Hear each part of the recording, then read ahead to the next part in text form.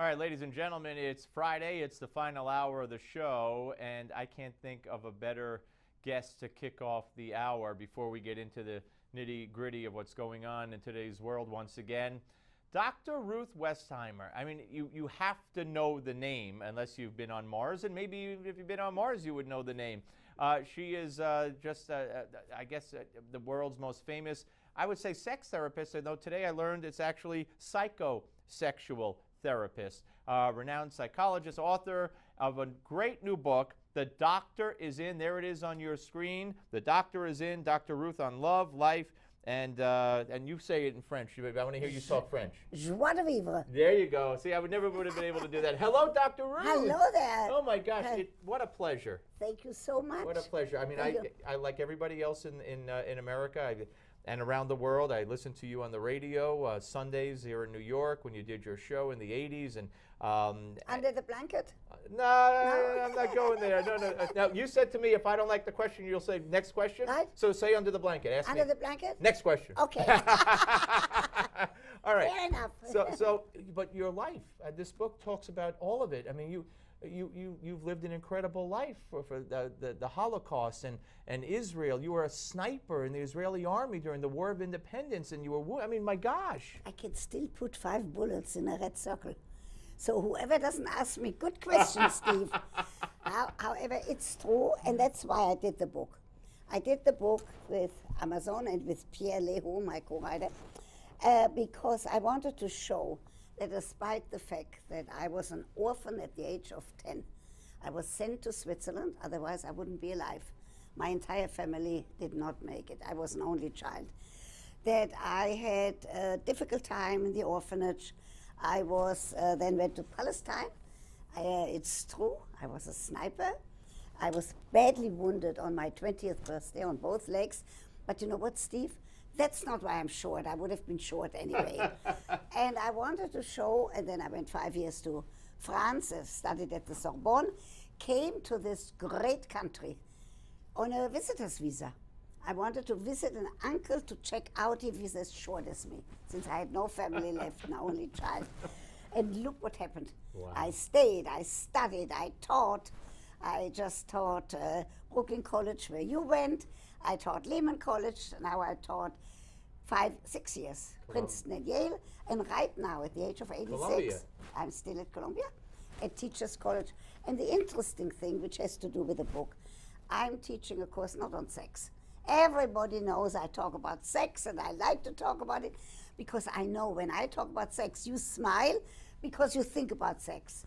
I'm talking about, in the book and in my courses at the university, about family.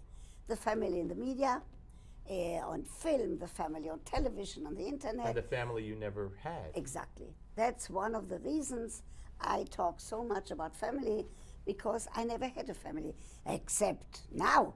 I have a daughter, a son-in-law, a son, a daughter-in-law, 4 grandchildren. Oh, God. And you will understand right away, in the play they did about me, Becoming Dr. Ruth, Yeah. Deborah Jorat played me. In the play, me, with my words, shows a picture of my 4 grandchildren, and I say, Hitler lost and I won. That is a great attitude. So that's, and I wanted to show everybody has problems. There's nobody that you know or I know who doesn't have some problems. But I want to say, make the best out of the time of your life. Now I'm 87 years old, and I can still dance a whole night if I find a good partner. My husband passed away 15 years ago. Yes. So I want to tell people, everybody has some issues. Everybody has problems at work, at home. Make the best out of your life. And while you can, never take tomorrow for granted, right? Before we get into more, but I want to concentrate on the family for a second. What has happened to the family in this country? I tell you what's happening. I'm an optimist. I believe that most people want to have a relationship. They don't want to just go to bed. They don't want to have a one-night stand. They don't want to go to one of those clubs and have sex and go home. Most people want to have a relationship. It's difficult these days to keep a relationship. The women are working, there is a tremendous amount of pressure. There is a tremendous amount of to be like the next Jones next door. Right. But when we talk about it, like when I talk to you about it, then people become aware.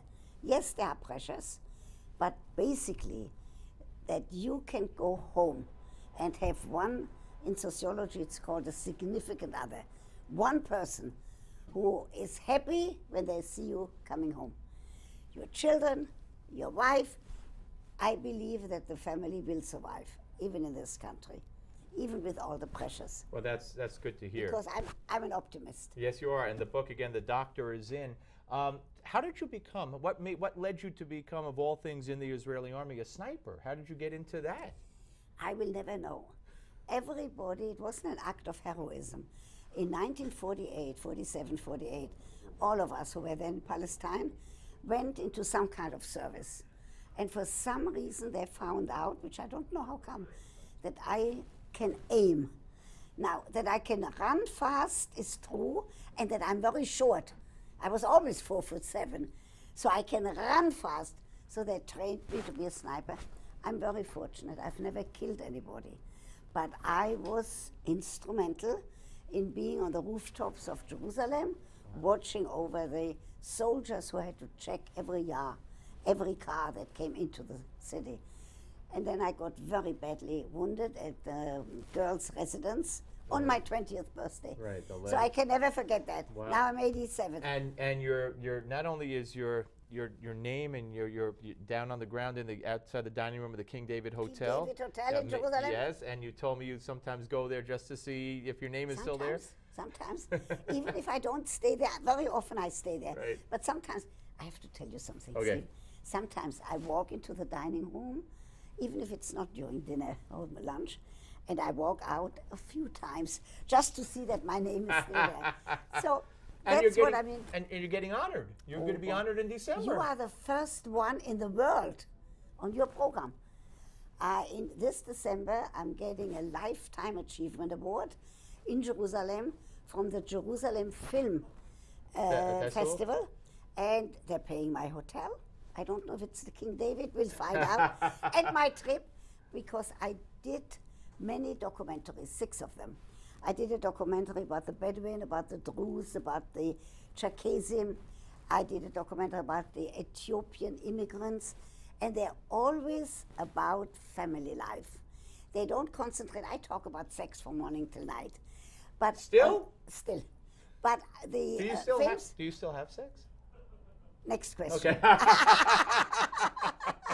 Fair enough. So what I'm very pleased about this Lifetime Achievement Award is because, again, it talks about the films, the documentaries, they were all shown on PBS, and that they have to do with family, because that importance of making sure that you cherish and that you love what you had. And I was fortunate.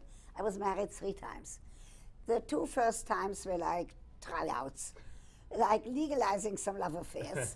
The third one The was the third right one was almost 40 years, and Fred Westheimer and I, that was a true marriage. That's- But I have to tell you, I did not let him come to any of my television programs and not to my lectures. Why? Because he would have said, Steve, don't listen to her, it's all talk. So I didn't, he was an engineer, he loved what he did. I made one exception. Diane, he loved Diane Sawyer. She came to my house in Washington Heights, where I still live. We only have 30 seconds. Go ahead, yes. And Diane said, how is your sex life, Mr. Westheimer? And he said, the shoemaker's children don't have shoes. Did I make it in 30 seconds? Yes, you did. Can I give you a kiss on the cheek? Yes. Okay. Okay.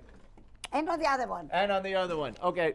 Okay. God bless you. The book, Thank The you. Doctor Is In, folks. We're coming back. Don't go away. And next up, by the way, is David McIntosh, the president of the Club for Growth. We have a lot. See, I told you we're going to get back to the everyday, mundane topics of the world. So don't go away. Dr. Ruth is out of here.